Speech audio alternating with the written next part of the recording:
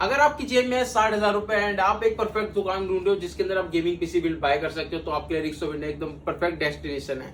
तो बात करते हैं आपके लिए ये पीसी बिल्ड के बारे में, क्या क्या प्रोडक्ट रहने वाले हैं। Ryzen 5 का प्रोसेसर रहने वाला है 5506 को 12 परफॉर्मेंस के साथ में। मदरबोर्ड MSI का B450 MSI का यूज करें, 2 रैम स्लॉट के साथ में मदरबोर्ड आ जाएगा आपका।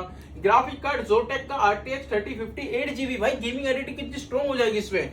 8GB की रैम DDR4 यूज करे, 256GB की SATA SSD यूज कर रहे। पावर सप्लाई एंटेक की 550 वोट यूज कर रहे। कैबिनेटिक पिस्टन लुक में भाई प्यारा सा एंटी स्पोर्ट्स का यूज कर रहे। कलर अपने मर्जी अकॉर्डिंग चेंज कर सकते हो। प्राइस आपको मिल जाएगा 60,000 रुपए। बाय करने के लिए आपको पड़ेगा रिक्स ऑफ इंडिया पे। कॉन्टैक्ट नंबर आपको मिल जाएगा स्क्रीन पे।